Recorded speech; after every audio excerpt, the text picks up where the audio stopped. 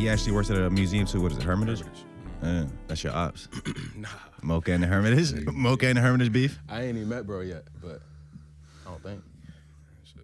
You just came straight from the Mocha here? I took my homegirl to go sign some papers type shit. I ain't even had the drivers. What I realized, I could have did everything I needed to do. But yeah, I just took her, gave her a ride type shit real quick. Yeah. So you're a fucking development officer at the Mocha Museum. Yeah. What is that? Yeah, Virginia Mocha Museum of Contemporary Arts. Development officer is, layman's term, fundraising, asking people for money. But I work with corporate sponsors, feel what I'm saying? So I'm asking businesses, corporations for money, and then I'm focusing on, like, membership, pretty much. Not like, because it's sections. You got high-level donors. I ain't necessarily asking them for the money, you know what I'm saying? But I'm hand-in-hand meeting them, you know what I'm saying? Trying to vet them, make sure they know what's going on, stuff like that. So mainly I'm fundraising, bro. You know what I'm saying? Trying to bring money into the museum because the art ain't free. You know what I'm saying? The art ain't free. What have you learned for like fundraising? What is usually your plan of attack when you're like approaching a company or a business to raise money for the museum? Tell them all the benefits it's gonna fucking but it's like happen with it. But it's like, all right, it's a brand. It's also something that supports the arts. So I can tell you the benefits all day, every day, but you can get benefits, you know what I'm saying, with anything. It's really the value of what you're doing, what you're supporting, who you're supporting. But I really try to lean on relationships. All right, let's say I'm looking for this. I'm trying to go after ABC company. I know Brody over here knows this person over there. I got a relationship with him. Or maybe I don't got a relationship with him. I'm going to try to talk to him, let him know what I'm trying to do. You think you could connect me with, you know what I'm saying? So it's really trying to build off relationships, emails, touch points. Sometimes you got to pop out, go to the event, whatever. It's really the relationships, though. That's like, if you got the relationships where you already know the people and you can just go back to them and ask for another 10, you know what I'm saying? Then that helped, you know what I mean? Yeah, I've been watching like these different like UN meetings and different like there's a bunch of different like UN meetings and politics shit going on around this like Israel war. And somebody was talking about how even in politics, like with countries and stuff, a lot of times what gets people on the same page or gets them to like work with each other is these relationships of individual people on the sides. So it's like China and America want to have some type of whatever work together, business together. It's like it'll usually come down to literally certain people in the American government having real relationships with certain people in the Chinese government, and then that kind of just trickles over to the nations. Yeah. You know what I mean? So it's like, Reversely, it's like, let's say Biggie and Pac won't beefing. You know what I mean? It won't have been no East Coast, West Coast. You know what I'm saying? Maybe not just them, but you feel what I'm saying? Like, that's the simple power relationship. That's two people. You know what I mean? Even though that's not a war. That's the other way, so it could either bring people apart or tear them apart. That's what I thought when you said that. But nah, bro, relationships, everything, not even just in development, but just life. Like, everybody done heard it ain't what you know is who you know. So the more people you know, bro, the more people that know you, really. You know what I mean? I know of plenty of people, you know what I mean?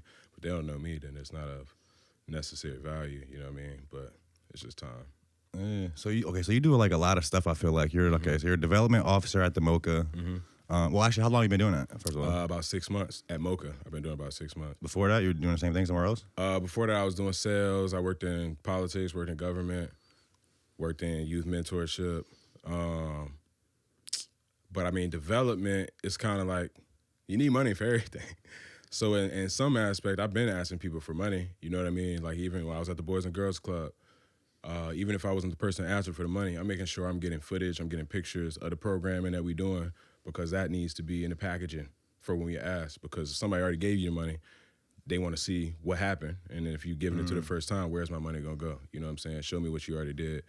But, I mean, I done worked in some nonprofits, so it's like, I don't know how long I've been doing it for real, bro. This is my first development officer job or role, but, I've been working with different people, so. What'd you do in politics? I worked on a campaign. I was a campaign manager as well. So coming out of college, I got an internship with Newport News Commissioner of Revenue, Tiffany Boyle. Shout out to Tiffany. That was in the professional bio? Yeah, professional bio. You know what I'm saying? It's cold as I don't know what out here, bro. But, I was working for Tiffany Boyle. She Commissioner of Revenue. So that's taxes, business income, real estate, treasurer type, you know what I'm saying, and split in Newport News. But I was working for her doing graphic design, and I was working under her in a public relation officer.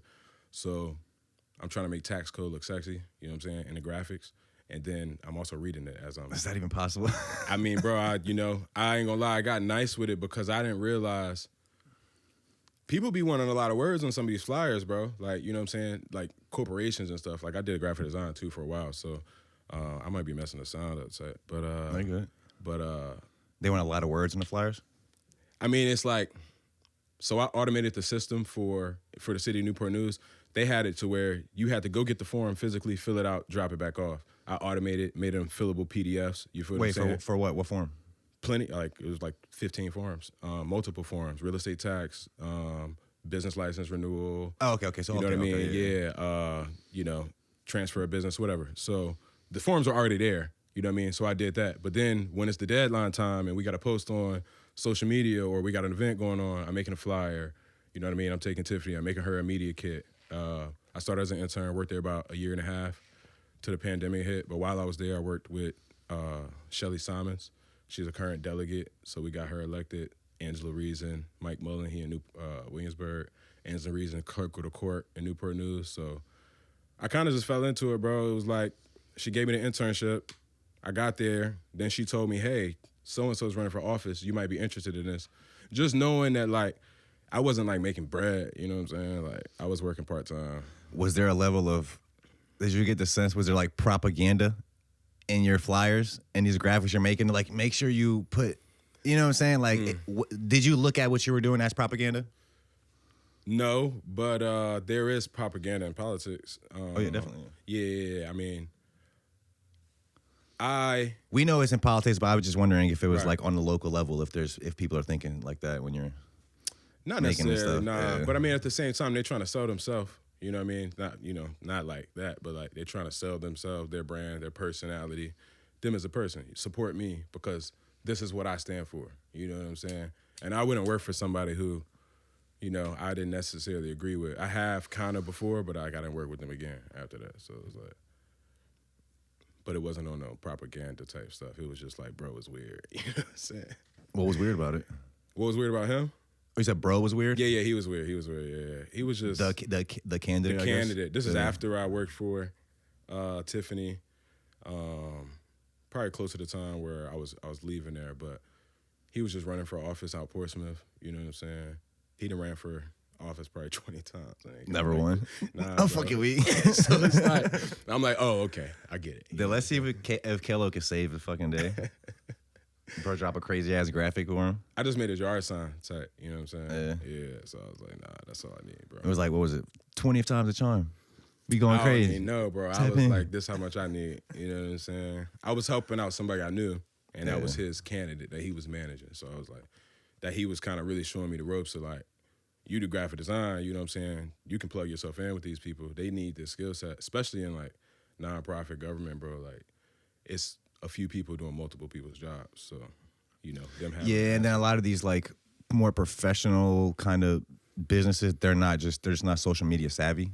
So they might actually do really great business in real life, but they might not know how to make it translate well, like on social media. Mm-hmm. So, I feel like it's better now than maybe it used to be, because it was like a learning curve in the media. But now they know they can tap in with influencers, or they can find an intern that's in college, whatever, if they're willing to be that creative. You know what I'm saying? Sometimes you don't got to.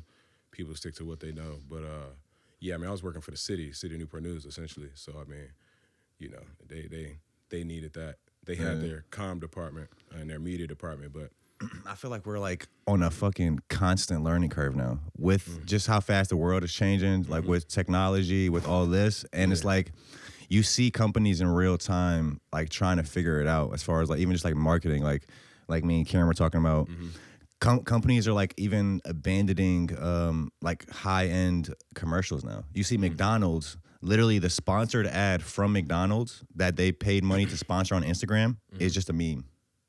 It's just a photo of a meme that they probably didn't even make. So it's like you see companies paying attention to what's working on social media, which right now it's like the rawest form of an idea almost, which is like a meme or like a super raw video where it's not really edited crazy, just raw.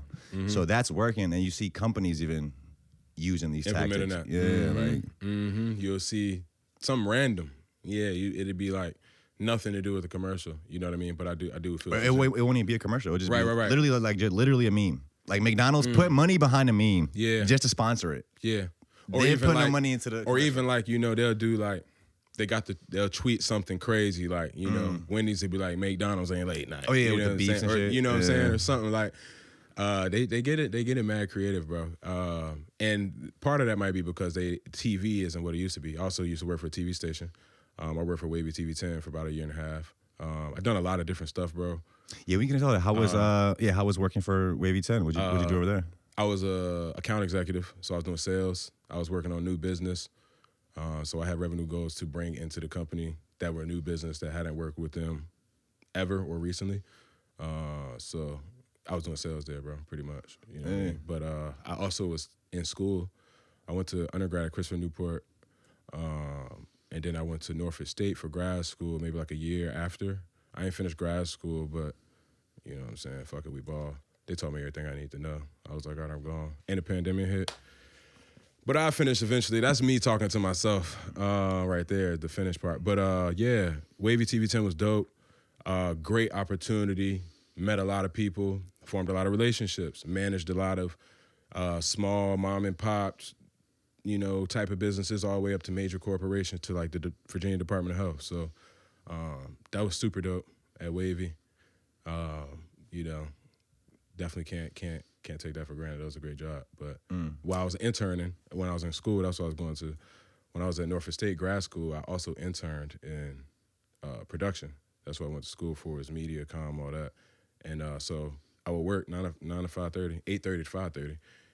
Then 7 to like midnight, I'd go down to the newsroom. You feel what I'm saying? Do the teleprompter, help write the show as an intern. You know what I mean? For like 3 months out of the time I was there. But yeah, so that shit was dope.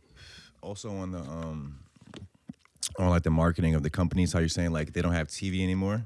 They don't have TV, but also with like a secondary like just effect of that is there's just a lot more competition now. Like before, like you remember, like even before our time, like coming up, I mean, we were kids, we still had like a lot of channels and shit. We had a lot to choose from. Yeah.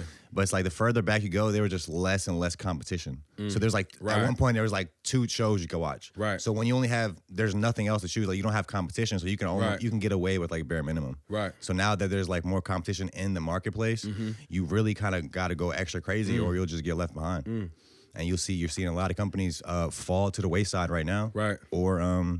Or innovate and change the game. It's really your only 2 options right now. Yeah, bro. TV is so crazy. I don't even own a TV anymore, but I got a projector for whatever I do watch. Yeah, bro. Just like you said, there's a bunch more shows, a bunch more content. Everything is faster paced, and like you said, there's less to. I mean, back, the further you go back, the less competition it was. But it's like yes and no, because it's like. Well, yes, you're right, but, some people split off from these companies, made other companies, they form their own stuff. But what you see now is like conglomerates, people buying a lot of these companies. So, it's a bunch of shows competing. It's not a bunch of networks or, it's still a few owners. Corporate, yeah, they know each other. Even like they say like candy, it's like 2 or 3 companies that own every single candy and chocolate. It's like 2 companies. Crazy. It's like a monopoly. Pretty much if you step back, I seen this it was like a graph one time. It's pretty much a monopoly in every industry. It's like 2 to like 5 companies in every single industry that own everything. So it's like, is there really, is that real capitalism? Is that real like a free market? Because it gets to the point where like companies get so big that smaller companies and also smaller companies that may have better ideas just won't be able to compete. I don't know. It's crazy, bro. Like we're talking about before, I'm about to cut you off. Like we're talking about before the show. Like I feel like there's already like brands and pods and different people doing different shit that are bigger than us that I feel like we're doing cooler stuff. But they have like more market share in this time. So I don't really know what that means. It's like I don't know. I really don't know where I'm even going with that. I guess we can compete. It just takes more. It takes it takes the system. That's what I'll call it. Maybe not the system, but the machine. It takes the machine, right? I heard Young Thug say something like, you know, first deal I signed was ass, but I just needed the platform. Or like, you know what I mean? What's the joint Issa Rae did? Insecure. That was Misadventures of an Awkward Black Girl. It was on YouTube. You know, somebody gave her some bread, Pharrell, and then she, you know, ended up with the deal she got now, and now she is where she is. Not wait, saying so that Pharrell funded that show? Yeah, Pharrell funded, from my knowledge, you know Really? what I'm saying? Don't quote me, but I'm pretty sure. But to your point, you know what I'm saying? They got the machine. You know what I mean? That's usually what they have, or they got the popularity, and then the machine came to them. But I feel like that's really the main difference, bro. Like, what you're doing is dope. So it's really just a matter of time. Yeah, bro. It's reps. You know what I mean? It's reps. Also, okay, on Pharrell, I seen you were at the fucking the yellow panel. Mm-hmm. Leaders of the New School. My nigga. Black men creating their own path, I think it was called. Yeah. Yeah, how was that? That was dope. Shout out to Team Yellow. And that was like this month, right? That was maybe like a week or two ago. Okay. I'm trying to get right, figure out where I want to sit, man. But Do your thing. Take you know what I'm saying? That was probably like a week or two ago. Yellow was super dope. You know, Stephanie hit me up, said she wanted to be on a panel. Shout out to Stephanie, Anita, the whole Team Yellow. Shout out to Pharrell for, you know, having a vision for it. But the panel was super dope. I was up there with Brett and Key. I was up there with Dupe, which is Matthew Dupe Hall. And then I was up there with Antonio with R&B Block Party. So it was dope, bro. I was just honored to be there. You know what I'm saying? You know, I was like, damn. What did you talk about over there?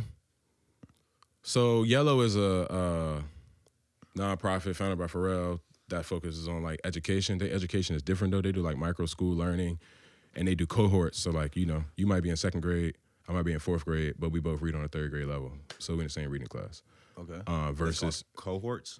I mean, I would think, yeah, cohorts. Like they have, you know, cohorts. They're not necessarily going by grade where they are currently, you know what I mean? But it's more so based off of your level of knowledge in that subject, you know what I'm saying? But I forgot what you even asked me. I was saying, like, what did you talk about on the? Oh, yeah, like, yeah, what were yeah, some yeah. of your points on the panel? Mm-hmm. I was just talking about being yourself, bro. We talked about our story a little bit. We talked about our K through 12 experience. You know, I talked about relationships as well. You know what I mean? What else did we really talk about? Really being black, you know what I'm saying? How that fared into everything that we do, being a black man. So it was dope, bro. Was Pharrell there? Nah, he might have been. He wasn't? Well, I feel like all these events that Pharrell's been throwing, he's like never there. Even at the water panels, like the Mighty Dream, like I don't think he was he at any of them shits? Shit, I met Pharrell at Something in the Water this year. He was at Coastal Edge. Talked to that nigga for like 17 seconds. What'd you say to Pharrell? I was like, P. Nah, I was like, I said something along the lines of, what's good, bro? You know, I go by the name of Kelo. You said I go by the name of Kelo? Yeah. You introduced yourself like you on stage and shit? Yeah, bro. I mean, something like that, you know what I'm saying? I ain't also, tripping, just bro. side note on that, I always thought that was weird when people say that. I go by the name, like just say my name Right. is. Yeah. I don't know, maybe I'm thinking too far into it. Well, it's like, it's a you gotta make it extravagant, but it's a presentation. Nah, you know what I'm saying? You put out the professional bio. It's like, this is me. You know what I'm saying?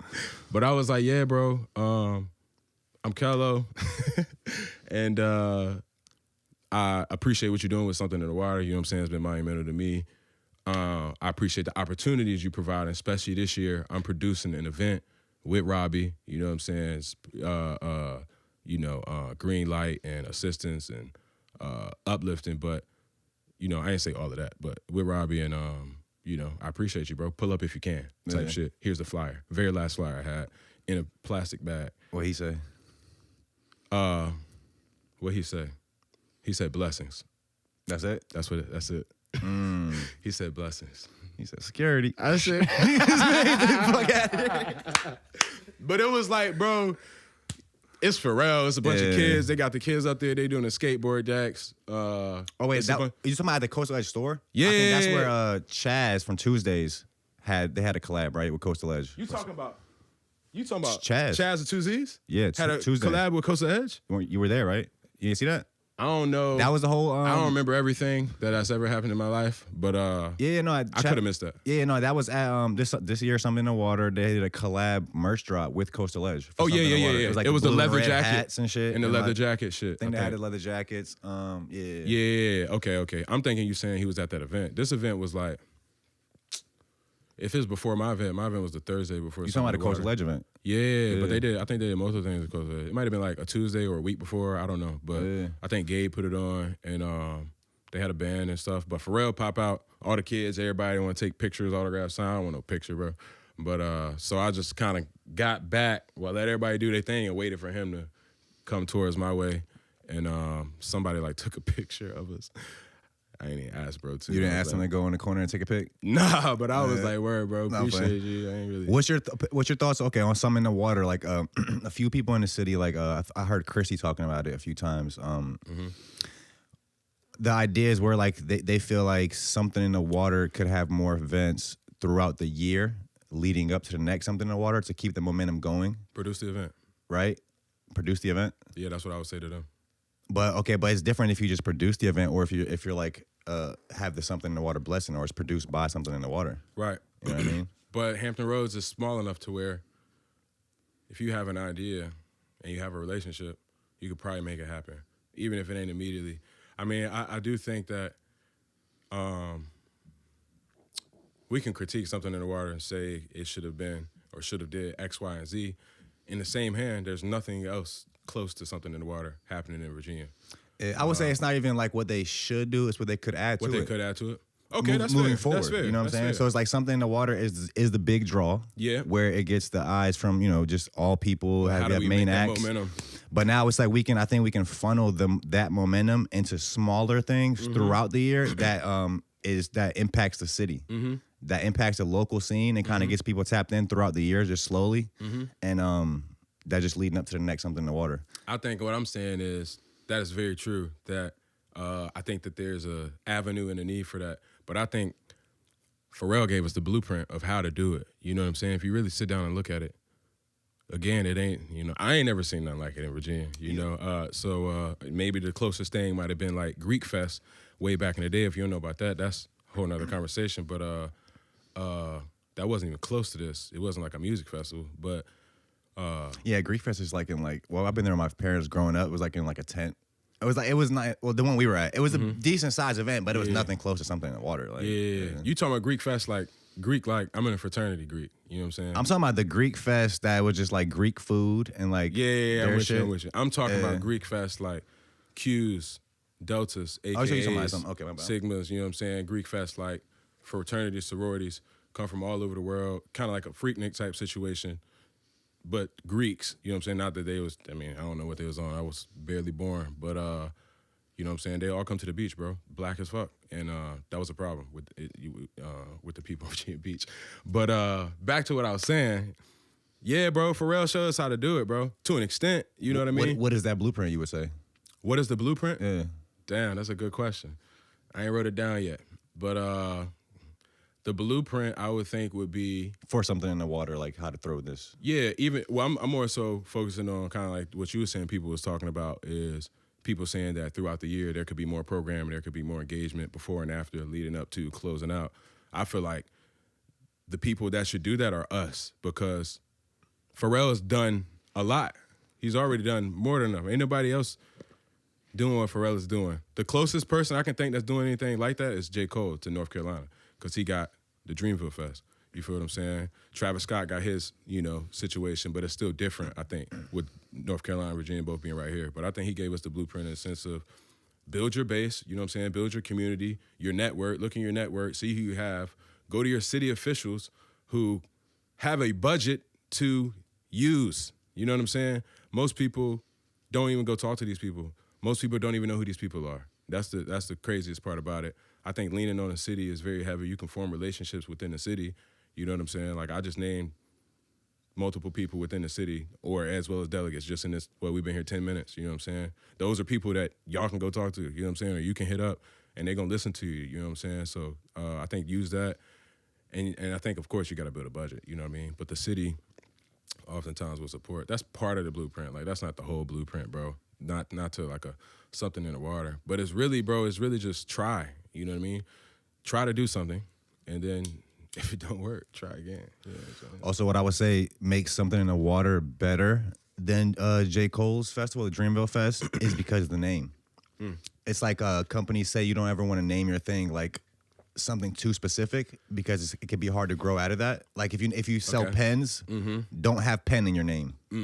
Just make it some random name. Right. That's Bic. a pen. Then it could be anything. Like Bic lighter. Yeah, It's called a Bic. just Bic, and it could be like it could be anything. So it's called Dreamville, which is attached to Cole in a way, which is still fire, but like I feel like something in the water can be more like universal. The last place I heard that principle, and it's like a principle in branding. You know what I'm saying? You're a brand.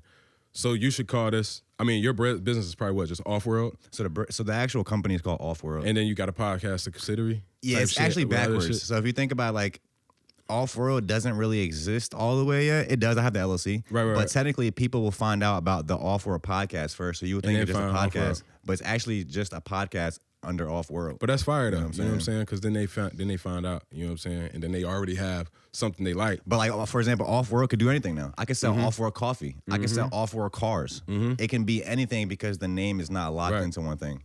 Yeah, my business called Coffee Black. I seen that. You drop your media. album under that brand. Is that your record label too? Yeah, that's my business. You know what I'm saying? So I do something similar. I got my entertainment. I got my media. You know what I'm saying? Okay, so we kind of bouncing around. Yeah, all over the place. You do back. a lot of shit. That Yeah, I let's go found back. out about you on the music tip. I just was seeing you at shows, hosting events, performing, shit like that. Maybe we could just back up a little bit. How did you even? I guess you want to just tell us a little bit about just coming up, how you even got into like creative shit. Yeah. Born and raised in Bedford, Virginia. Bedford, Virginia. most part. Have you heard of Bedford? That sounds country. Is that country? Well, what I said?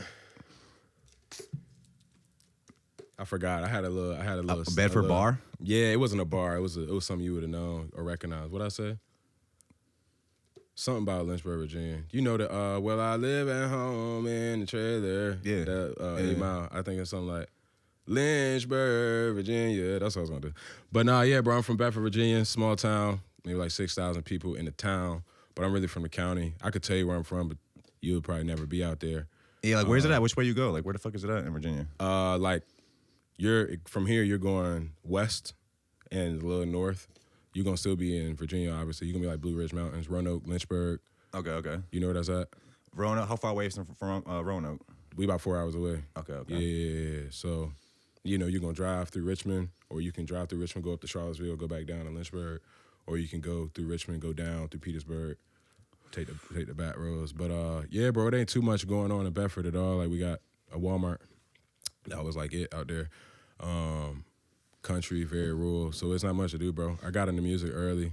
I was in a choir growing up. You know, just listening to music, fell in love with it. My stepdad used to rap. His brother made beats. So that's really how I got into it, bro. I mean, it was just like natural. My dad's biological dad, whole side of his family, sang, rap, you know what I'm saying, very well. My uncle was, you know, very successful in music. But well, he was very successful. What did he do? sang. Like what do I know him? Like you say he's very successful. Yeah, my uncle was in Blackstreet. Okay. Yeah, Blackstreet. So original member of Blackstreet, Levi Lil. I gotta get hip. I'm not hip to Blackstreet. Yes, you are. Don't leave me, girl. Just stay with me tonight. Okay, it sounds kind of familiar. You know Blackstreet, cuz? Come on now. What else they got? No diggity. I like the way you work it. No diggity. And you're to bag it up, yeah. Can you know this shit here? Hey, where's camera? Come on now. He's usually more hip. You got it on Blackstreet, bro. You will love it. You know Blackstreet somehow, some way, bro. I promise. Okay. So your uncle was in this group. Yeah, he still is. Still is? Yeah, they still touring the world, bro. But come on, okay. yeah, bro, they're super dope. But yeah. I'm sure if I heard it, I probably know. Class and style. Hey yo. You Shout out to Blackstreet, bro. Come on. But the whole time I ain't know him till I was probably like 8. I don't even know. Like I don't remember, you know what I'm saying? But I ain't even really understand the gravity of it until I got older and I knew what Blackstreet really was, you know what I'm saying? But you know Teddy Riley? Yep. Okay, so Teddy Riley kind of put Blackstreet was a part of Blackstreet when they first started as well. Teddy Riley had his hands in a lot of different areas. He lived out here as well. But yeah, bro, that's how I got into music. Just fell into the shit. Yeah, bro. Coming up in Bedford. So when'd you move out of Bedford? When you went to college? Yeah, kind of. My dad from Jersey. So, you know, summers I lived in New Jersey, North Carolina. So it's Wait, Jersey, North Carolina? No. Okay. Like Patterson, New Jersey. Okay. Yeah, Patterson, New Jersey. My little brother in Trenton right now. But yeah, bro, I moved out here for school. I played football at Christopher Newport for 4 years. They recruited me. Hella schools was recruiting me. I went on hella visits. You know what I'm saying? It ain't like I was Michael Vick or nothing. You know what I'm saying? Don't think Recruiting I'm you crazy. from high school in Bedford. Yeah, for football. Yeah. That was nice, bro. Still am. But yeah, bro. My boy JT Cruz, Coach Cruz came out here and was like, you know, we rocking with you. He came to Bedford. I was like getting pulled out of class, bro, and some shit. Like, my teacher was like, do you want to go talk to them? I'm like, hell yeah, I want to go talk to them for this class. But I'm like, I got straight A's, shorty. What did you talk about? What made you pick CNU? Nick said they had a beach everywhere, whatever, A beach whatever. everywhere? I came out to CNU. Like, bro, this shit's in the middle of the ocean, bro. It's on an island. Yeah, I mean, bro, there's no beach where I'm from. It's Smith Mountain Lake. You know what I'm saying? You got rivers, creeks, rope swings. You know what I'm saying? Well, I guess the beach he was talking about was, well, no, we got Well, he was saying it's a many beach, little it's a beaches, beach within yeah. 15 minutes of where you at. That's what he said.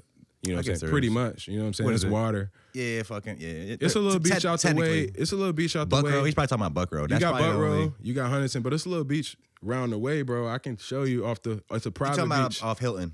The private joint. I know you're talking about, Yeah. but they're not really like, people don't really swim over there. Oh hell no, niggas don't swim. Yeah. They got a little catfish though. I don't know if you fish, but they got some catfish over there. But So they reeled you in with the beach vibes. But I to came and did a CNU. visit. I came and did an overnight visit. You know what I'm saying? I came out here. Newport News is about 50-50 minority white. But CNU is like, Probably more majority white right up there. CNU is like less than 10% black, probably less than 8%. My six, every time I drive by, I don't see many black people walking across the street. Yeah, bro. It's all like white girls and shit. Yeah, plenty of white girls out there. But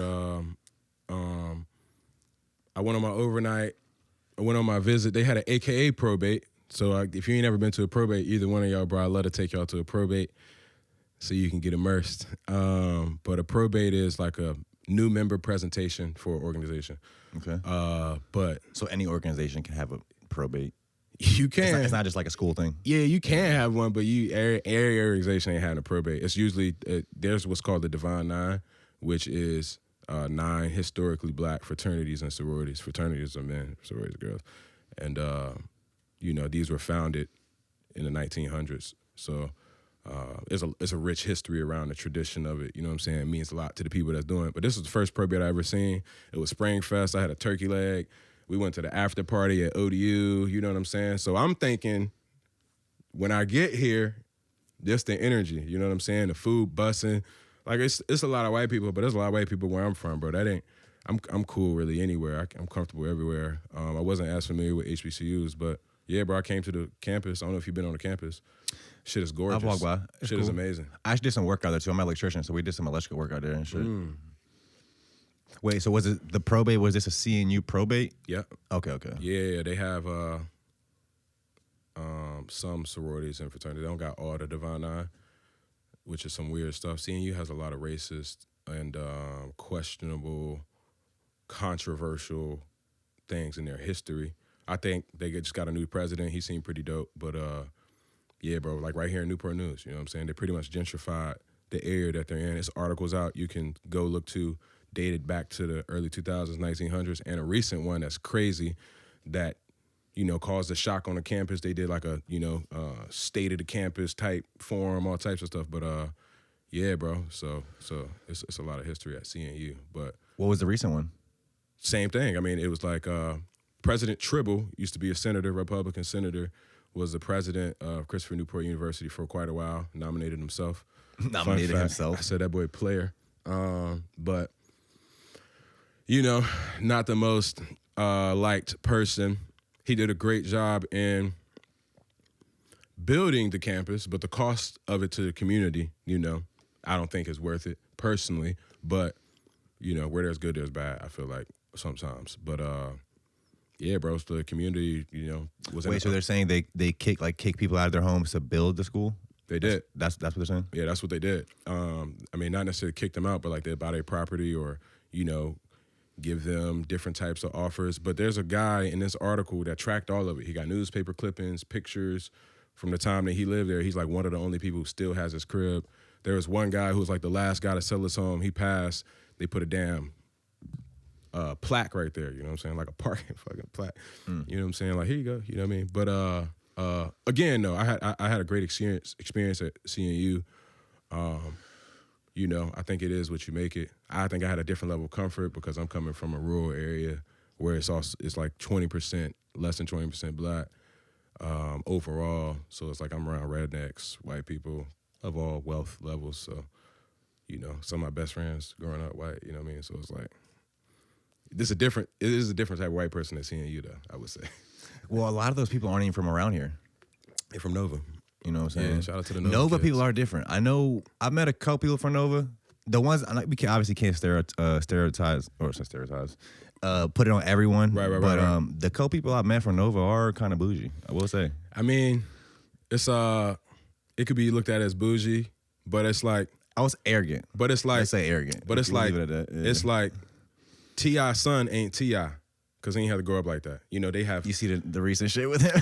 Like, you know I stand on business. I try not. Why the fuck you? I don't even like to bring stuff up like that because it don't even matter to it's just the grand scheme of my life. But like, yeah, nah, but like obviously we know you came from a fucking rich dad, bro. Like, yeah, I think a lot. And that also, my bad to cut you off, but that also doesn't mean you didn't have to struggle. It doesn't mean you're not a fucking human being or had to go through what you had to go through. And I think like the whole silver spoon mentality, you know, when you're a kid, like people will joke on you, you got a silver spoon. Like, yeah, I'm proud of the fact my parents work hard and made this shit happen. Like people try to, it's like I don't like when people say that because it's like they're discrediting the work your parents put in. Yeah. Like every parent wants to be able to provide their kid with that. That's a fact, bro. You know what I'm saying? My parents worked their ass off. You know what I mean? My parents had me young and shit, but you know, my parents only 46 right now, type shit. Yeah, me too. My parents young too, like 47. 40, yeah, and it's kind of wild because as I age, I'm 26 right now, bro. If I had 3 kids right now, I don't know what the I'm shit. Bro, my parents came from Bosnia at 20 and 23. Oh no, they came like 24 and 27. So I'm 28 right now. So at my age, my parents came to a whole different country, didn't even speak the language. Crazy. Had already 2 kids. Crazy. Figuring it out. So they it's didn't like speak the language either. They didn't speak the language. So that just like puts a battery in my bag. Like, bro, I'm not really doing shit. I'm not. My struggle is nowhere near to the struggle they had to go through and made it happen. So it's like it gives me confidence. Yes and no though, bro. I mean, your struggle is just different. It may not be as, you know, to your point, having kids is a whole nother level, a whole different level of responsibility. So I agree with you on there. But like, you know, we still face different things that they didn't have to face. You know what I mean? Like what would you say you faced that your parents didn't face? That my parents didn't face? I mean, I think there's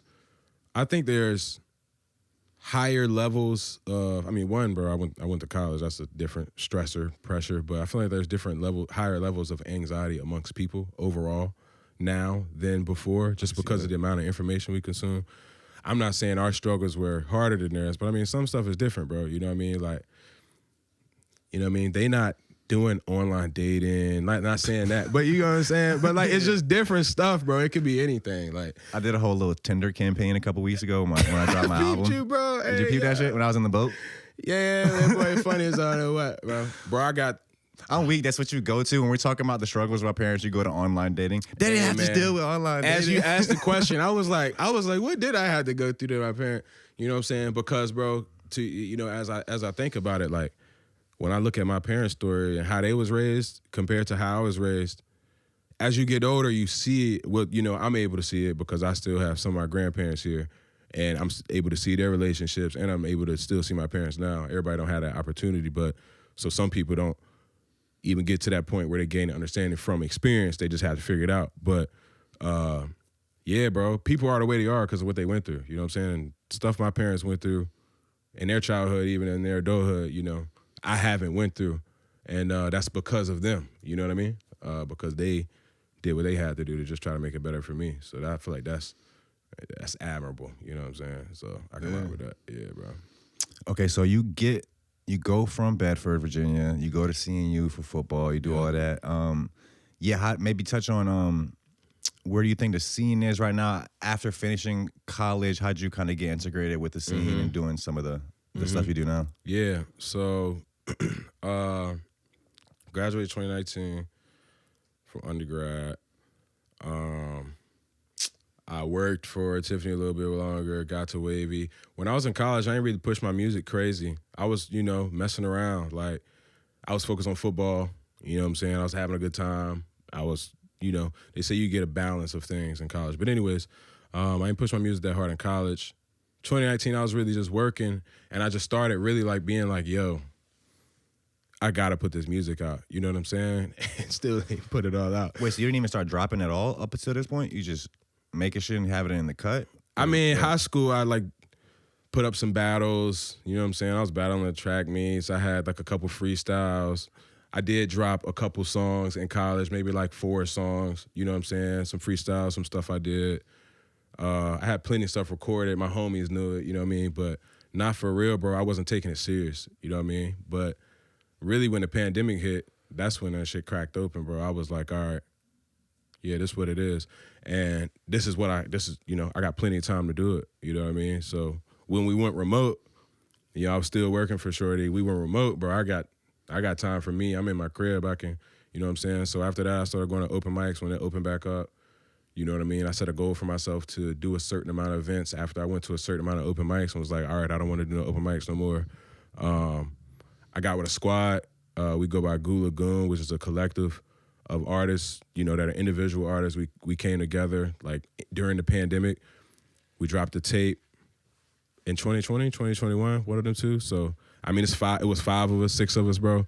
So we making hella music during the pandemic. We dropped a whole album. But what was the album called?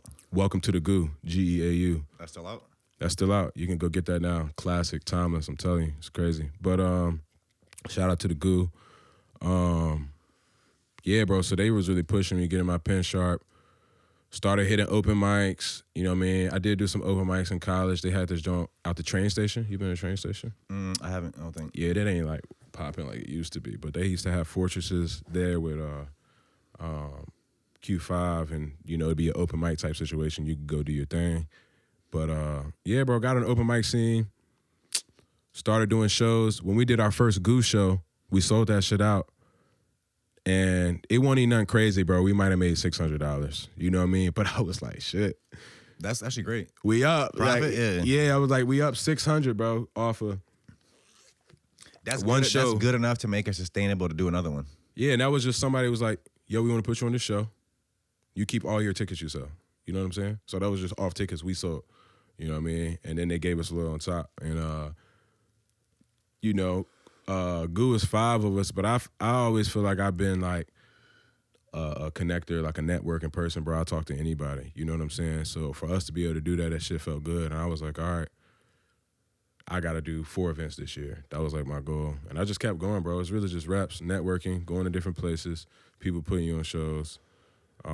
It's some integral people in there, but I mean, I'm still going, bro. You know what I mean? That's just... It kind of just happened, bro, I feel like being a connector and being able to interact with different people, I feel like I'm that way too. And it would remind me of that when you're talking about just coming up and being around a bunch of people, having friends that were whatever, this and that. That's how I feel about my high school experience too. Like we just melting pot. Yeah. And then even outside of school, we were just doing a bunch of different shit, interacting with all types of people, not even just different like race people or I'm talking about all different types of people. So maybe like fucking rude people, nice people, like you know what I'm saying, like all different characteristics of people. And I think doing that, it helps you interact with others, but also it shows you the similarities between all of us, right? And it kind of goes like back into kind of like what I was saying earlier about finding the plan of attack to for fundraising. It just like it just helps you find like a connecting point with people. Right. It's like, so it doesn't matter who you talk to. It's like these certain things that we all go through, and we can all kind of connect around that. Share a human experience. Yeah, yep. We are human, bro. That's in the Virginia Mocha mission. When I saw that, I was like, that's fire. It's the mission is to explore shared human experience through exceptional contemporary art and all its timeliness. But shared Can you say that one more time? The mission is to connect. It's like strangers, community, something. Yeah, don't put this on there, bro. You said it great the first time. Yeah, I know. It sounded cool though. Yeah. Essentially, what it is to connect neighbors, strangers, people through their shared human experience. Through art that's exceptional and contemporary. Contemporary art is art from artists that's still alive. So it's an ever-changing museum. So the art never is the same for too much time. You know what I'm saying? They don't collect, whereas the Chrysler collects and has partial, stuff. But contemporary art is us. We contemporary art. We still alive. You know what I mean? That's contemporary art, probably. You know what I'm saying? Like, shout out to Fuquan Johns. Yeah, bro did that. He actually, same guy did this. He painted that big alien up there on the wall. The one that's like holding them. Oh yeah, that's hard. That's hard. Mad be going crazy. Shout out to Mad. I need to that was a get diss Mad freak. to do me a flyer. But yeah, art can be one of those, or it is one of those things that we can all enjoy it. Yeah, and that's just one of those things that can connect us. Everybody like Drake. Everybody likes Drake. You know you see, like even right now, there's like a lot of hatred going on in the world. It's in the media right now. And what is the source of that? The source of that is you actually just never had any experience with these other people. So you might meet a white person that feels a certain way about a black person, or vice versa. But and a lot of times it can literally come back to they just actually never had a friend of that race or that. You know what I'm saying? Like they don't have any experience with these people to counteract the stereotypes they just hear in society, right? Yeah, no, I mean, I feel like, yeah, bro, you gotta get to know people. You can't just make presumptions or assume somebody is away because they dress, look, smell, color, whatever. But especially with race, I mean, if you never, and it's reversely too, with some black people that got adopted by white parents. You know what I'm saying? So they're completely different than me, you know what I mean? So it's just what you've experienced, what you've been exposed to, just like you said. But in the same hand, I feel like if you're interested in it, it's not hard to find out the information. You know what I'm saying? It's not hard to go talk to somebody or go on Google and just like, I don't know, find some history. You know what I'm saying? Read up on some stuff. You know what I mean? Like, yeah, bro, it's not as hard as it used to be. And I don't even know that it used to be hard. It's just if you have the interest or the exposure to it instead of just not understanding it, why don't you just try to figure it out? You know what I'm saying? Okay, so you talking about kind of doing these different shows. Yeah. That really just like kind of what we were talking about too is like the momentum of doing stuff. You do one little thing, it leads into the next thing, it leads into the next thing, it leads into an idea that forms into a whole nother idea. That's the momentum of things. I wanted to ask you too also about I want to say it was the Neon Fest. Neon Fest. Was it like a couple weeks ago you did it at the soiree spot? Yeah, Neon Fest was that was cut you off. That was like a really cool event. Thank you. I really enjoyed myself, and to me, like when I go in there and in some other events kind of like similar to that, it just feels like a renaissance. I don't even know if I'm categorizing that or using that word the right way, but that's kind of how it feels. It feels like this new energy that I don't feel into going into other spots where the creatives aren't there. It just the creatives are what brings that vibe. Yeah. It just feels special to me. Yeah. No. Renaissance is the correct word. That's like rebirth of art. So probably the exact definition. But yeah, bro, I appreciate that. One, that event was amazing. Shout out to Neon Fest. Shout out to Neon. Shout out to Visit Norfolk and Downtown Norfolk Council, ODU, all them people that made it a great event. But I didn't do it all by myself. I had some key players that helped me. Shorty named Meredith from, what's it called? Virginia Opera. She helped me with the models last minute. I met her that week. I was like, yo, you want to help me? But yeah, bro, it was a vibe. I just felt like that's something that needed to be there. That's my second year doing Neon Fest and doing programming at Soiree. You know what I mean? I had a lot going on this year. I wanted to do much more, but I'm very happy with that, bro. The DJs went crazy. All the performers were great. The brands. So it was art, music, fashion. And I appreciate you pulling up, bro. Like that shit was. Yeah, no, it was a good time. They had good food at that spot, so I think that's key. Yeah, sir. I think what's key at these spots, and kind of goes into something else I wanted to ask, is having good food there and no cover. Sounds cheap. It sounds crazy, but that cover really, I think, will stop people. And if there's no food, that would definitely kind of.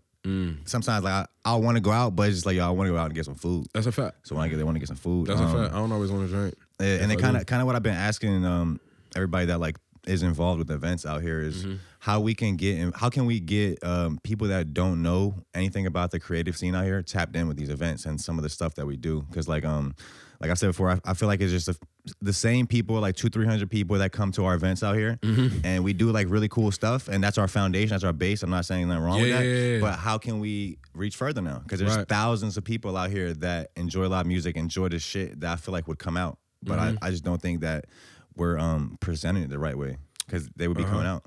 I think it's two things. I feel like I'm a philosopher today or something, bro. But a closed fist strikes harder than 5 open fingers, right? Wait, what do you mean by that? If I smack you, it ain't gonna hurt as much as if I punch you. I get it, but what's the analogy? Oh, we gotta work together more. You know what I'm saying? You know what I'm saying? That's on some, yeah. But a closed fist strikes harder than 5 open fingers. Okay. I thought that was dumb. I don't know how to. No. You good. You good. I think there's progress and people working together. But me not being from the area, one of the first things I noticed, you know, especially earlier on, I was like, people clicked up, kind of. Or to your point, it's the same people showing support, but sometimes it's, you know, the same people of different parties doing similar things, sometimes at the same time. You know what I mean? Whereas if we did it together, you know what I mean, we can all make a greater reach. And I think the other piece of it would be to form partnerships or like outreach to unlikely people or organizations. You know what I'm saying? Who's working with, I don't know, bro.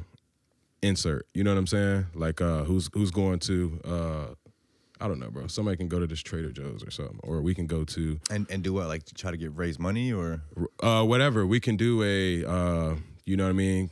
A lot of people gave out turkeys and did community drives. We can just go there. We want to put a box here for people to drop stuff off. We can work with the food bank. You know, just working with unlikely parties. It might be a smaller gallery that just opened. It might be a restaurant. You know what I'm saying? And everybody's like, all right, this new restaurant just opened. We want to go over there, tap in with them. But at the same time, I say this often. And I kind of always talk myself out of it because I'm like, there does need to be some sort of diversity in stuff that's going on. You know what I'm saying? But to answer your question, how do we get more people to come? How do we pull in more people? I think it's just working together more to whether that's solve that or, you know, figure out what exactly that is, brainstorm, bounce ideas off each other. Instead of having a competitive mindset, right? It's plenty, bro, you know? Blessings in abundance. So we can all eat. You know what I mean?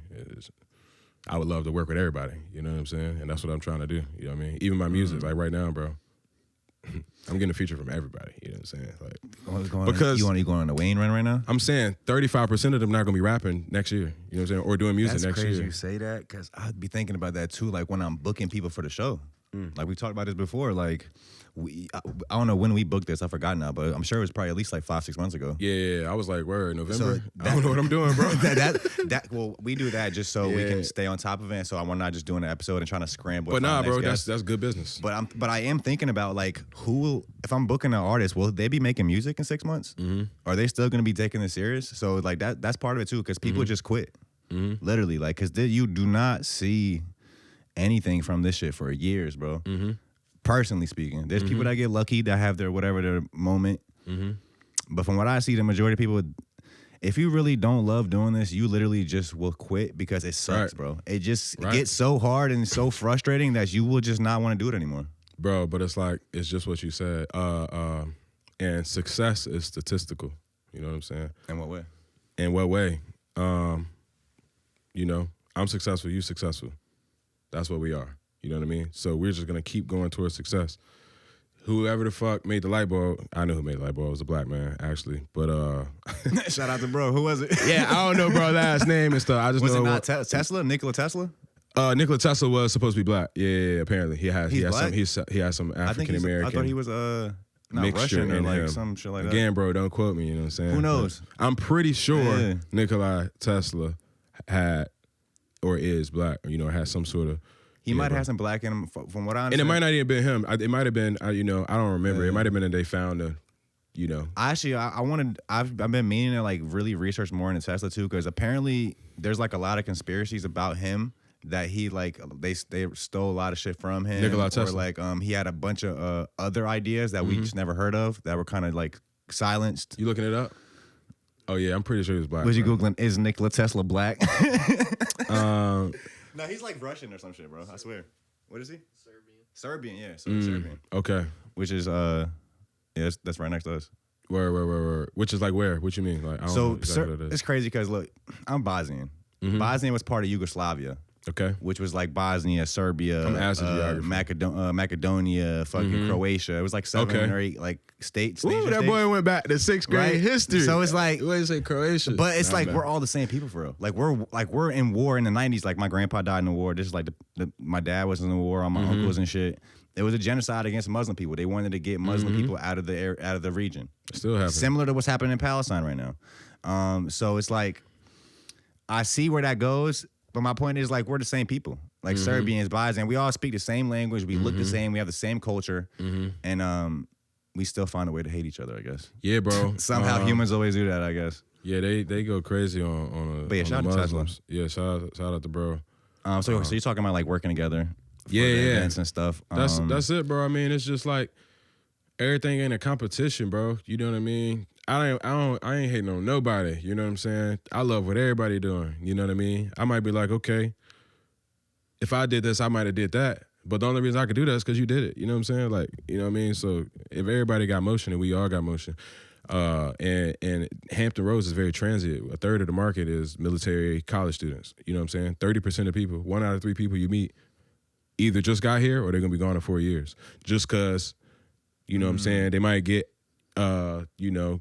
stationed, you know what I mean? They're gonna graduate college, they might move out the area, you know what I'm saying? So one thing like all the cities are trying to do is figure out ways to keep people here. So let's say we go back to that something in the water thing. Hey, we want to engage the colleges, you know what I mean, around the area.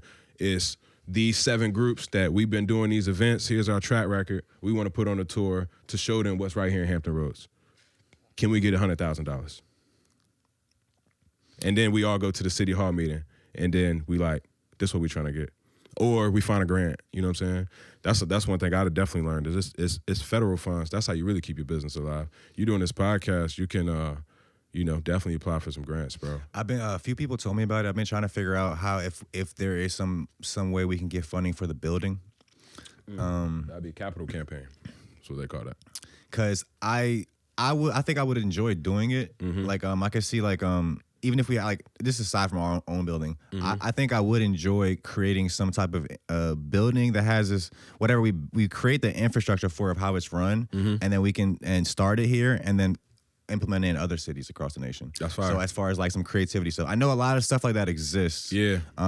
But I think we could do it differently and maybe in a more impactful way. Yeah. I really don't even know. I haven't figured it all out. Yeah. But I think like ours would be like the test subject for it. That's fine. You know what I'm saying? So it's like fine. I do have a bigger vision for it, even just that and just even just past like having the ambition for it. I think I would enjoy doing it. Yeah. You know what I'm saying? So No, this is fire, bro. You got to. So I think it leads to that. But I don't know. I think it's hard to make people believe in you for real until you show results, which my thing always has been kind of just letting the work speak, which that's what we've been doing. But we have to show results at some point. So I've been kind of just banking on having more results to show first before I approach people for like funding or whatever. My pops said that a lot. Is pretty much what do you have to show for it? You know what I mean? Because my bad, because I just one last thing. Yeah, you good. Because I called a lady. I tried it one time. Like this was like 2 months ago. I called a lady from the city. I forgot now. Somebody gave me her number, and I just gave her the pitch over the phone. Yeah. And as I'm telling her the shit, I'm like, I know this sounds crazy. I'm just like some random guy calling you on the phone and like telling you this plan or whatever. So that made me really step back again and think like I can't approach it like that. And just making me, I really don't know how to approach it. But so I mean, you get you a damn caller. Hey, this is off world. This is what we're doing. I would love to send you some information. You know what I'm saying? What's your email? You know what I mean? You already got a number. Can I get your email? I want to send you this, and I'd love to meet with you. You know what I'm saying? Anytime you can meet in person, meet in person. That's the best thing you can do because the energy we got right here ain't the same as Zoom. You know what I'm saying? I can see the Sharpie on the wall and see what the words say. You know what I'm saying? Also, you were saying something about what your dad said. Yeah. He said he just be saying, you know what I'm saying? Sometimes I want to hear, sometimes I don't. But, what do you have to show for your works, essentially? You know what I'm saying? You went, you did this. You might have did this show. You know what I'm saying? Did you get paid? You know what I'm saying? That's kind of part of it is old head thought. That's just like, nigga, did you get some money? But it's also very real. You know what I'm saying? you can do all these things, but in 10 years, if you're doing the same things, you're making the same amount of money, you live in the same crib, ain't nothing necessarily wrong with that, but you know what I'm saying, depending on what your goals is, you know, I mean, what do you have to show for what you did? You know what I mean? Who can you call? You know what I mean? If, you know what I'm saying, Off-World blow up, you know what I mean, and you need 10,000 right now, who you calling? You know what I'm saying? That's like, what do you have to show? You know what I mean? Or what do you have that you can, you know, you got this asset or something. You know what I'm saying? It don't got to be an asset. It could just be whatever, bro. So, but I would say, yeah, bro, call, get you a deck together. Off-World Podcast. Found it here. This is our mission. This is what we do. These are our numbers. You know what I'm saying? It's like, what's our mission? I said, we want to turn up. Hey, that's fine. Turn the city up. We try what's to your mission? Turn the city up. Hey, that's fine. We trying to turn the city up. For real, though. Like, language is a big thing they trying to do now, bro, is what they say. Gather and retain talent. You know what I'm saying? And people. What do you mean by that? That same thing I was saying about the third of the people going to be here and gone. You know what I'm saying? How do we get these people to stay? You know what I'm saying? How do you know how we get them to stay? By having a fun city to live in. Facts. Elon Musk said that shit the best when you talking about Texas, like, because they brought all the companies there, whatever, fucking Tesla and shit. Mm-hmm. And it was like, what do you need? What you want to attract smart people to your city. So how do you do that? By having nightlife, by having art in the city, by having it fun and safe to be there. Mm-hmm. Mm-hmm. Asa Jackson, I always say that Asa Jackson kind of showed me the importance of that. Shout out to Asa. Like about just cause he's on like the board of I forgot what it's called now, but Asa's like a genie, bro. He just did a tech talk. I peeped like last week. I don't know if it hit YouTube, but I gotta watch it. You watch it? I ain't watch it. No, I gotta watch it. But that's fire. Yeah, he just told me about the importance of art in the city. Yeah, bro. Asa's a guy that anytime I talk to him, I'm taking notes. No, same. Yeah, we did 2 pods up here. One of the pod, he like broke down the whole. It was like 30-minute convo. The Mona Lisa. He just broke down the whole history of everything you ever would want to know about it. Damn. But I always learn something from him. He's very knowledgeable, bro. And when I got to the Mocha, you know what I mean. One of the first calls I was on, he was on. I was taking notes, bro. Like I learned a lot in an hour from him. He did like an artist talk or something.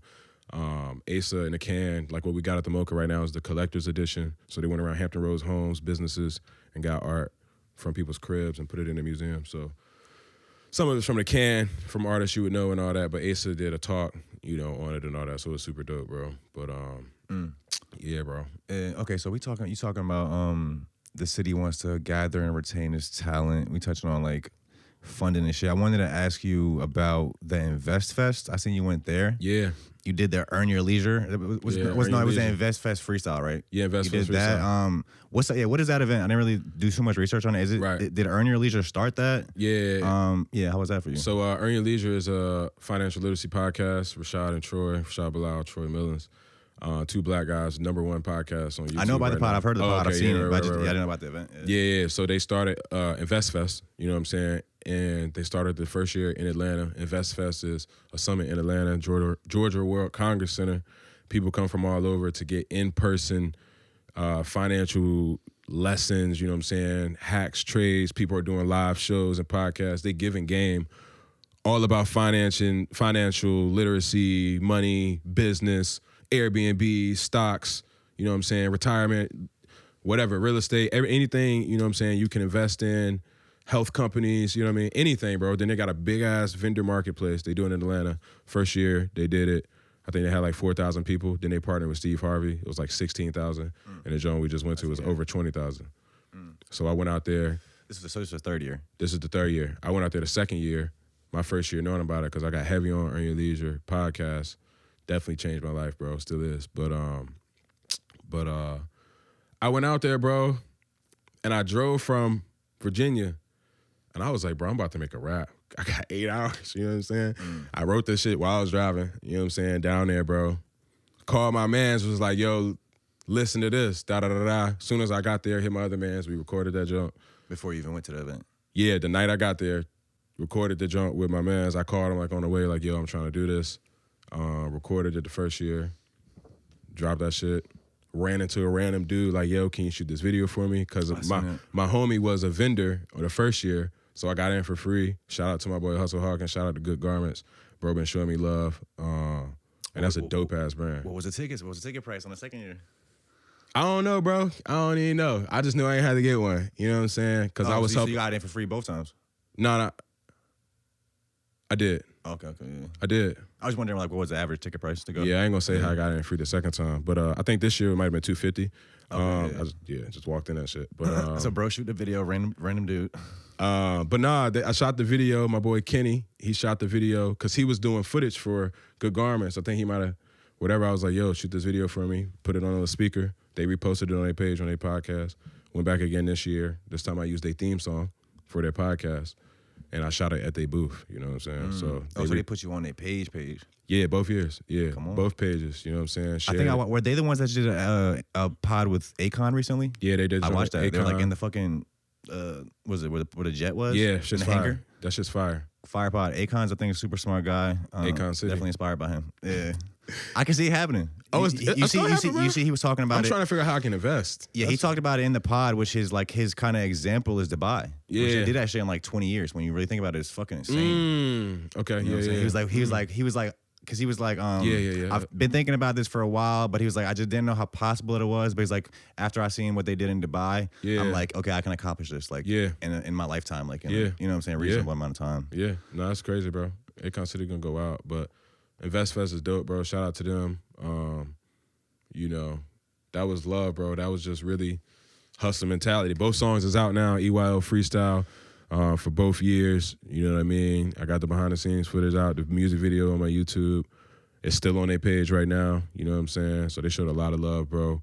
I got a lot of love from, you know, the people that was a part of the event, not just them. Steve Harvey, the partner, you know, his son, his business manager, all the people I shouted out in the song, bro. Like, people were showing love, bro, reposting, like, and, you know, stuff like that is like, how could you quit, bro? I don't know. Like, when I talk to myself, sometimes I got to go back and just look, bro. Like, damn, I did that. You know what I'm saying? But, you know, God put me in a position to be able to have the mindset or to have this relationship, you know what I'm saying, to even be right here, you know what I'm saying, and run into this dude, you know what I mean, and he on the same mindset, like, I'm trying to get my footage. He was out there on the same shit as me, just shooting. When he came back the second year, he was behind the scenes with all the celebrities, Jermaine Dupri, Rashad and Troy, Steve Harvey, Robert L. Smith. Like, he's shooting they shit. Moving up. Yeah, bro. So that's why I said, bro, 2 years, I'm on a stage out there, bro. Bro, it's just crazy because you can really work for 10 years in this industry and your life can be drastically changed in 1 year, in like 1 month. Literally, this shit could take off tonight. Type shit. And literally in a month, this whole your life is totally different. Bro. It happens so, it's like when you get to that point of, I think so, exponential growth. You might, like, we've been getting 100 new followers a month for the last like 3 years. That's fire. On average, like literally like about every, like just organic growth. That's fire. But then it becomes from 100 to a month to 1,000 to a month to 100,000. The jump is just next, just like leaps. But I think that the key is literally just getting obsessed with the process. Mocha shit like no matter what happens. Like if like we drop this episode tomorrow, it gets 10 views. It doesn't matter if it gets 10 views or 1 million views. We have another podcast booked next week. Right, bro. That's what it's about. There's more bullets in the clip. You know what I'm saying? That's the success is statistical, bro. You know what I'm saying? If I stand at the 3-point line and I shoot until I make it, and then I just keep shooting and I miss it, and then I shoot till I make it again, that shit gonna hit again. You know what I'm saying? I just gotta keep shooting. You walk out the gym, you ain't scoring no buckets at all. You know what I mean, bro? Okay, like, so we talking about a couple of the freestyles from the InvestFest you did. So I don't know if it's your debut album, but so you have your newest album from this year. Yeah. I think it dropped in April. Generational Cursive. Generational Cursive. That boy did his research, man. Which also, hey, he a professional. Which also I seen you have Gabe Niles on one of the tracks. And I listened to the shit twice. What he doing? What he engineering? The beat. I'm like, oh, okay. Yeah, he did the beat. I'm like, where Gabe at? I'm like, I don't think he's on it. He was on there whispering and shit. But yeah, so Generational Cursive. Yeah. Shout out to Gabe. That's yeah, Generational Cursive. What does that even mean? Generational Cursive? Yeah. It means that you have the power to create your own narrative. You can do whatever the fuck you want to do. That's really it. And it's not, generational curse is a often frequented term in the black community because of the oppression that we are inset with as soon as we're born. You know what I'm saying? Odds are against us, regardless of where you from, where you was raised, whatever, just because you black. You feel what I'm saying? And for a lot of people, it's even harder. If you grow up in the hood, bro, it's damn near impossible to be a millionaire. You know what I'm saying? It's just like, bro, 8% of millionaires right now are black. less than 1% of black people will be a millionaire. I don't know how that number worked, but that's what it is. But anyways, yeah, bro, Generational Cursive is just about creating your own narrative. That was really me. Bro, I sat on that shit for like a year. The project, that shit, I made that shit during the pandemic, bro. You know what I mean? But beautiful. It came out this year, though, right? It just came out this year. I said I was going to drop it in December. I had an album listening party in December last year. And then I was like, nah, I'm going to wait. But it's just, you know, you find a reason, you know, to just, but sometimes you just got to put that shit out, bro. And I got to the point, like, I just got to put this shit out, bro. Because I was, like, not even liking the shit no more. But amazing project. I love that shit. I had every single member from the Goo on the project. Those were my only features on there. Everything else was just me. And then Gabe did that one beat. But Generational Cursive, bro. I look at it as really like a demo tape. That's how I look at it. Like, bro, I got, you know, that's like, here you go. You know what I mean? I need to put these songs out that I've had for years that nobody's ever heard. You know what I'm saying? Like, the shit Gabe did was a whole nother beat. You know what I'm saying? I just changed it because I ain't like the other beat no more. Like, did you re-record the verses or like the song? Or I had never recorded the song anyways. I had only performed it. So it's like, just like that, bro. It's just like, you just got to do, you know what I'm saying? You get better as you go, bro. You know what I mean? And you get more confident. That's really what it is, bro, is the confidence through the reps. You know what I mean? I done shot this gun 100 times. So I know if I tilted that.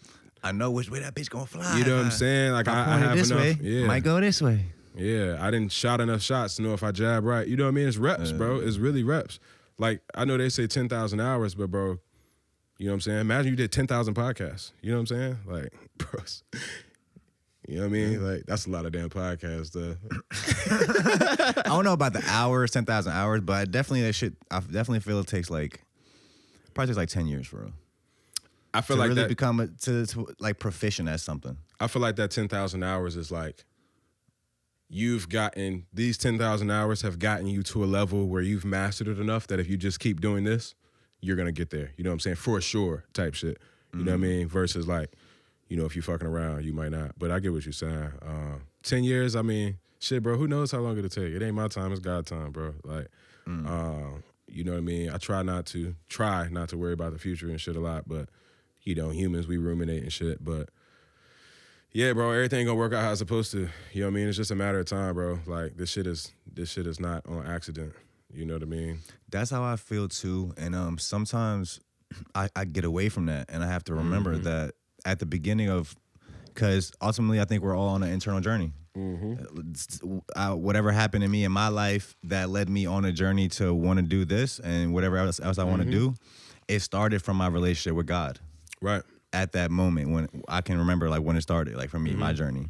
And so time goes by, you do a bunch of different shit, whatever, you get focused on other things. And for me, I found that I have kind of gotten away from just thinking of God more often. I don't feel like maybe I haven't been thinking about him enough or thinking about that this is his plan. I don't know. I've gotten away from that. Yeah, no, that's deep, bro. It was really important in my life at one point. Like, it was really important to me. Yeah, bro. Like I said, I grew up in a choir, bro. I sang in a choir from the time I was like 6 to 18. You know what I'm saying? So not only was I in the choir, I was in church. You know what I'm saying? My grandma been taking me to church since I can remember, bro. So I definitely had a very strong and have a very spiritual and had a strong relationship with God. Went to school, you know what I'm saying? Different things are pulling you, you know what I'm saying? Some things are distractions. I was talking to my uncle at Thanksgiving, bro. He said, you know, the devil is a manipulator of disguise because he wasn't always the devil. You feel what I'm saying? You know, you have Satan, Lucifer, devil. You know what I'm saying? There's different names of the devil throughout time as you look throughout the Bible. You know what I'm saying? And even now, bro. So it's like different shit will pull you away. But I mean, bro, just even being aware of that, you know what I mean? Whether it's, you know, whatever anybody praises, God, Allah, whatever, you know what I'm saying? Having a connection to a higher spirit is, you know, if you look at a bunch of successful people, I try to read, you know what I'm saying, when I can. But I can definitely read more. But, bro, when you look at the most successful people, and they say if you want to be successful, you need to find somebody that you admire and emulate success. You know what I mean? They oftentimes have very spiritual relationships. The richest black man in the world they say is super spiritual. You know what I'm saying? He goes to Mecca multiple times. Who is the I can't say his name, bro. He's African though. They mentioned him in that Akon. You can't say his name? Why not? I'm saying I can't pronounce it correctly. Okay. Yeah. I ain't gonna chop his joint. No. Okay. Yeah. Easy to look up. You know what I'm saying? Abandola, something like that is his last name. But yeah, bro. He's and then everybody's reward acceptance speeches start out with "I gotta thank God." Mm-hmm. For a fucking reason, bro. You know what I'm saying? Who am I? You know what I'm saying? I appreciate you, bro. Is there anything else you want to touch on? Anything else you want to lead the people with? Generational Cursive out now. Generational Cursive out now. Make sure y'all tap in with the Juneteenth Festival every year. My bad. I forgot to ask you about one thing. Yeah. At Art Basel, Razzle Basel. Razzle Basel. What the fuck is that? Yeah, Razzle Basel. Art Basel is something that everybody needs to experience in their lifetime. Art Basel started back in like maybe the 50s, 60s in Switzerland.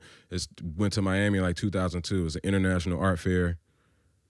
You'll thrive out there, bro. Miami's already inspiring as it is. So much street art, but it's art of all kinds exploding in the entire city. Imagine something in the water, all 7 cities. You know what I'm saying? It's 75,000, 100,000 people that come down there from all over, not just America, but other countries to buy art. Millions of dollars spent and made out there. But we got an event called Razzle Basel. Somebody say Razzle Basel.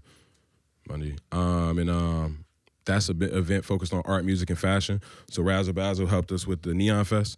My boy Good Garments, Hustle Hawkins, came up from the A. You know what I'm saying? So that's myself and him. We put the event on. This our second year doing it. We went down there last year like, yo.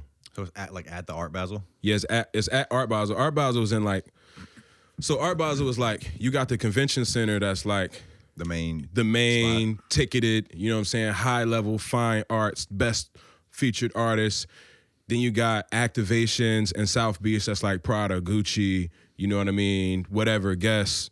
I'm talking major fucking activations. And then Wynwood, you know, across the bridge type, you got the street art, you got the underground, you got the brand activations, alcohol sponsors, selection, everything free, everything RSVP sponsored for the most part, or it's bad cheap, bro. But you running into celebrities, bro. I ran into Trinidad James. I ran into Diddy's son. I never remember his name. I just call him Diddy's son. Who else I run into? Jid, Smino. Like, bro, I got to chop it up with Jid, sit on the tour bus with, bro. Like, that was fire. You know what I'm saying? So it'd be like for something in the water, they had the main stage and all like the local stages and like the smaller activations going on. Kinda, but like that smaller activation might be 16 blocks away, you know what I'm saying? Or it might be across the bridge, but it's so many activations. SoundCloud had a crazy shit. That's where Jid and Smino was at. Okay. I told Jid I had the album a year and then dropped that shit this year. I met bro last year. Ain't that crazy? But it's all Gucci. I'm still fucking with that shit. What is it? The stick shit? Oh, stick. Yeah, that's just. I'm about to do a. I'm about to do a surround sound freestyle. What's that? You ain't seen the surround sound challenge on Instagram? Oh, it was like one of his beats. His where they challenge? tape the phone to the ceiling? I've seen that. Yeah, watch I it. see More freestyle about that. No, I'm gonna do the freestyle. Oh, okay. Yeah, I'm gonna do a freestyle. I'm gonna take my phone to the ceiling and remix and just the look song. straight up at it. I'm gonna remix the song and just use my audio. I don't know, man. Yeah, that. How you gonna lay on the ground, look up? You gonna fucking fuck no, I ain't laying on the ground. First, I'm gonna record the song. I wrote the verse. I thought you was gonna play a beat. That's the verse I was gonna spit the whole time. If somebody really wants to go viral, which would be funny as shit, if they tape themselves to the ceiling, and put their phone on the ground, and they did like the reverse, or of just tape themselves to the ground and make it look like the ceiling. Yeah, because how the fuck you gonna take yourself to the ceiling? I guess, yeah. If you Without ripping all this shit up. But yeah, so Razzle Basel. Razzle Basel, December 9th, 2023. We got there December 8th as well. We at the Urban in Miami. Cabana's brand sponsor, that's Lobos. We're gonna be on Saturday. We're gonna be at PS Social, Miami. That's sponsored by Ingenious Gin. We got Revanche Cognac. You know, that's gonna be a dope experience. It's free, you know what I mean? RSVP. I got people pulling up, taking the trip. But yeah, bro, I would just encourage anybody to come out there and get activated. We got Juneteenth coming up again in Portsmouth in June. We got a seat at the table coming up again with something in the water drop to kick it off. So yeah, bro, we got some things going up. Come on. Hell yeah. I appreciate it, bro. I appreciate you, bro. Thanps for coming through. We appreciate you guys for tapping in. Generational Cursive. Grab that. All bros links will be in the description. If you happen to be listening from Miami, you're going to be in Miami. Pull up to the Razzle Basel. Razzle Basel. Yeah. Oh yeah. See y'all soon. It's the offer, huh?